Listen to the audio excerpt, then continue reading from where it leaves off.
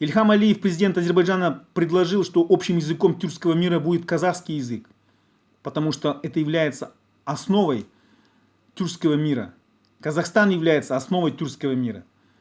И об этом понимают все ученые-тюркисты. Мы огромная территория. Тюркский мир — это от 160 до 250 миллионов тюркского населения. Это большие возможности. Это развитие наших рынков. Это углубление товарно-экономических отношений. Это развитие наших экономик. Это, прежде всего, создание условий сохранения независимых тюркских государств. Что такое Кыргызстан, что такое Казахстан, что такое Туркменистан по отдельности? Это слабые тюркские государства, которые находятся фактически, да, вблизи двух, зажатые вблизи двух мировых тоталитарно-авторитарных империй, как Китай и Московия. Поэтому, чтобы сохранить свое лицо, сохранить свою независимость, свою государственность, мы должны, страны тюркских, центральноазиатских государств, объединиться в Тюркский союз Туран. Это Казахстан, это Узбекистан, это Кыргызстан, это Туркменистан, это Азербайджан. И если захочет, это может быть и Турция. Я знаю, Турция навсегда будет поддерживать нас, потому что это наши братские народы. Турки когда-то жили, в 10-11 веках жили на нашей территории. Это наши братья, братский народ, который эмигрировал, который откочевал в Малую Азию, захватив там Византийскую империю и создав там Османскую, Великую Тюркскую империю. Мы должны гордиться нашими братьями. Это одна единственная тюркская страна, которая сумела сохранить свою независимость. Тогда, когда Казахстан, Кыргызстан, Туркменистан, Азербайджан, Узбекистан были под колониальным гнетом царской Московии. Когда наш Восточный Туркестан, уйгуры, казахи, кыргызы, узбеки, живущие в Восточном Туркестане, попали под колониальный гнет Китайской империи. Вы понимаете, что тюрков зажали со всех сторон? Я не призываю к каким-то определенным военным агрессивным действиям. Я хочу лишь того, чтобы вы осознали, что тогда, когда сейчас мир поляризируется, Швеция, Финляндия, Украина входят в НАТО, фактически вопрос это решен. Тогда, когда Тайвань, Япония, Австралия, Новая Зеландия вместе с США создают свой тихо-восточный, южно-восточный, да, военный блок, почему мы, тюрки, тюркский мир, не можем возродить наш Туран? Тем более созданы условия для этого. Есть заключенные двухсторонние соглашения между Казахстаном и Турцией, между Турцией и Узбекистаном, между Турцией и Азербайджаном, между Казахстаном и другими тюркскими государствами. Почему мы должны игнорировать это? Это требование времени, это жизненная необходимость нашего тюркского мира, нашего Казахстана. Это желание Мустафы Ататюрка, который говорил, мечтал о том, что хотел бы дожить до того момента, когда тюркский мир объединится. Это желание Кемаля Джемаля, великого ученого-тюркиста. Это желание многих тюркских ученых. Но Туран без Казахстана невозможен. И это тоже необходимо понимать. Потому что сердце тюркского мира, сердце Турана — это Казахстан, это казахская нация. Нельзя, не зря Ильхам Алиев, президент Азербайджана, предложил, чтобы общим языком тюркского мира был казахский язык. Самый богатый, архаичный, древний язык. У нас в казахском языке 2 миллиона 550 тысяч слов. Об этом говорил Геральт Бельгер, об этом говорил Даль, Вильгельм Даль. Немецкий тюркист, ученый, лингвист, филолог. Мы должны использовать все наши возможности тогда, когда мир, когда мировая геополитика сама способствует этому. К сожалению, у Турана очень много врагов. Это прежде всего в Казахстане, да, в среде несогласных, Аблязов, либерал-буржуа, либерал, который является либо прозападником, либо сторонником Московии, потому что его заместитель, агент ФСБ Людмила Козловская, которая разыскивается СБУ Украиной, демократической доблестной Украиной, она является изменником, уроженкой Крыма, бывшей гражданки Украины, которая сейчас имеет гражданство Московии, как и ее брат Петр. И она сейчас является заместителем у Аблязова. Конечно, они будут против Турана. Они будут ссылаться на то, что вот в тюркском мире якобы нету демократических режимов. Никто не собирается жить в этих тюркских государствах. Мы, граждане Казахстана, мы будем развивать у себя. Есть такое понятие внутренняя политика. Вот именно во внутренней политике наше движение националистов, движение Туран будет бороться за демократический парламентский Казахстан. За то, чтобы у нас были демократические институты, государственные, созданная система сдержек и противовесов. Мы будем стремиться к этому. То же самое оппозиция в тюркском мире тоже борется за права, за свободу, за демократию в своих странах. Вы что думаете, нету демократической оппозиции в Узбекистане, в Кыргызстане, в Азербайджане, в той же Турции? Кстати, в 2024 году, 2023 году, когда на следующий год будут выборы в Турции, возможно, Эрдоган не станет президентом. Потому что у Турции сохранены демократические вот эти системы, когда мэр Стамбула или мэр Анкары является оппозиционным политиком к действующему президенту Эрдогану. Это тоже есть.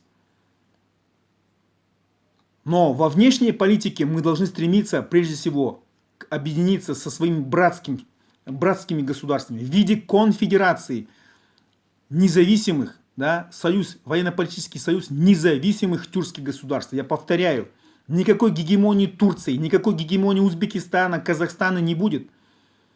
Это будет равноправный братский военно-политический союз, когда председателем этой конфедерации, согласно жребия, будет на 1 год одна страна. Допустим, то же самое это есть в ОДКБ. Сейчас председателем ОДКБ является президент Армении Никола Пашинян. В следующий год будет председателем ОДКБ президент другой какой-то страны. То же самое будет и у нас в Туране. Не будет никакой гегемонии там Турции, Узбекистана или еще какой-то страны. Нет, у нас будет равноправный братский союз. Это должно быть.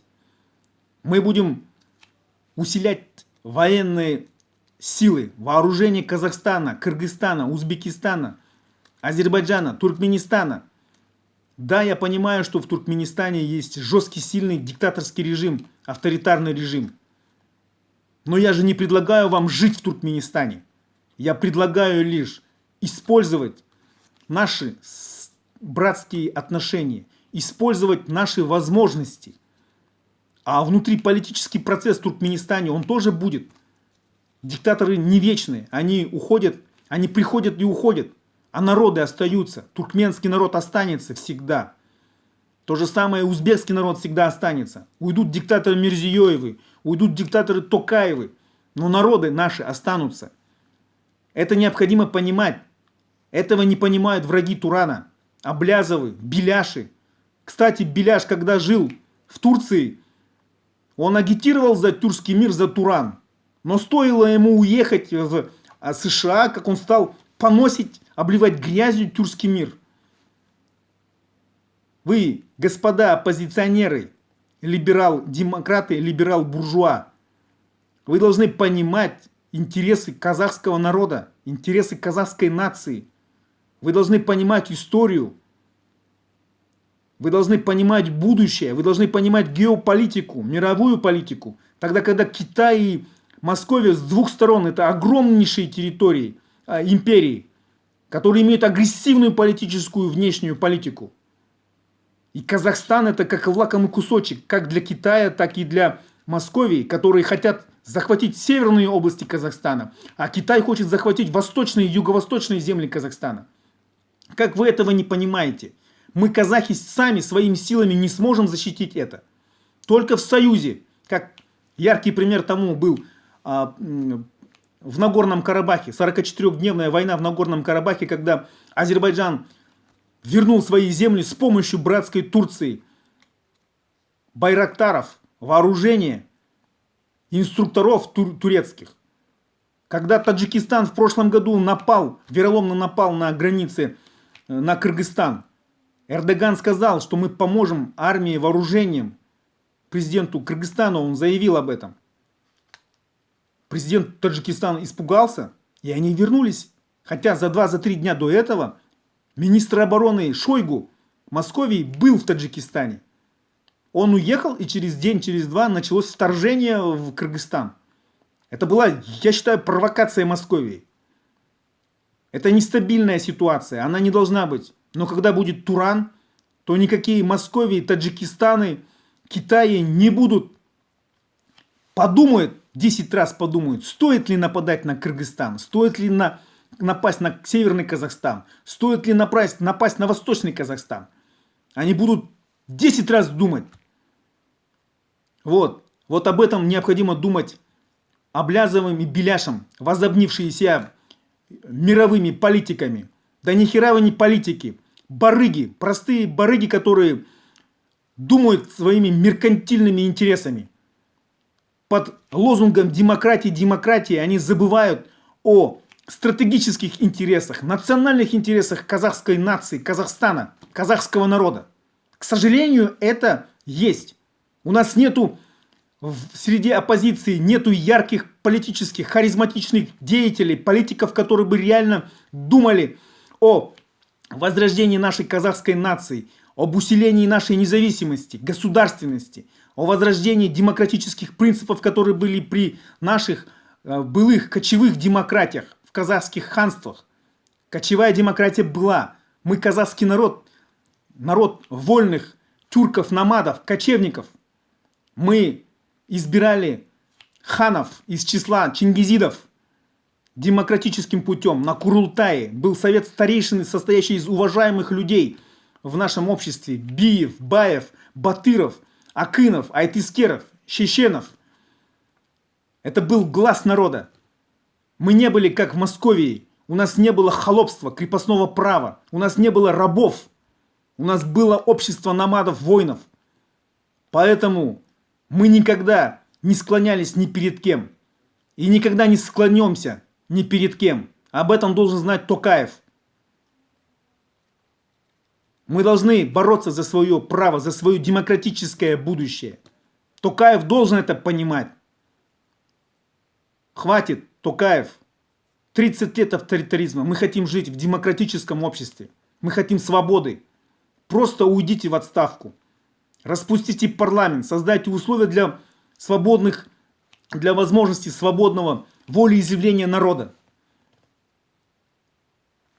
Уйдите в отставку, уезжайте в Московию к своему сыну, живите там, есть деньги, есть бизнес, никто вас трогать не будет. Я обещаю, новая власть, мы, допустим, вы только покайтесь перед народом, перед теми людьми, чьи дети были загублены. Мы будем моральную компенсацию, материальный ущерб будем заглаживать всем этим погибшим людям. Но прежде вы должны извиниться перед этими людьми, перед детьми, перед родителями этих детей, которые погибли, и уйти в отставку. Дайте нам возможность развивать нашу страну, сохранить свою независимость, свою государственность. Мы будем постепенно выходить с ОДКБ, с Евразеса, с этих отрицательных, вредных для нас союзов. Мы будем развивать нашу экономику. Мы вернем собственность государства, все награбленное, наворованное семьей Назарбаевых, олигархами. Стратегически важные сферы экономики должны быть национализированы, а конфискации должны подлежать капиталы награбленных семьей Назарбаевых. Вот это мы хотим. И все это будет, если Токаев просто уйдете в отставку. У меня я не кровопийца, не какой-то кровожадный там человек, но для меня интересы казахской нации, интересы моей земли, моей страны, моего народа превыше всего. Нация, казахский народ. А вот должен быть интерес любого политика, любого государственника. К этому должны стремиться все будущие правители, политики Казахстана. К сожалению, у нас пока этого нету. Одно варье, одна шваль, которая живет и пьет кровь народа, грабя его, разграбляя бюджет, наши недра, думая о своем кармане, о деньгах. Но запомните, на тот свет вы всех этих денег не увезете. Вы родились голыми, голыми и уйдете на тот свет. Вы понимаете это? Всех денег вам не награбить, не заработать. Поймите это. Спасибо за внимание. Подписывайтесь на наш YouTube канал, потому что наш YouTube канал был удален админами YouTube, когда я критично относился по вопросу вакцинации. Это наш новый канал. Подписывайтесь, делитесь своим мнением, поддерживайте наше движение национал-патриотов, национал-демократов, движение Туран. Казах, Туран елі, алға!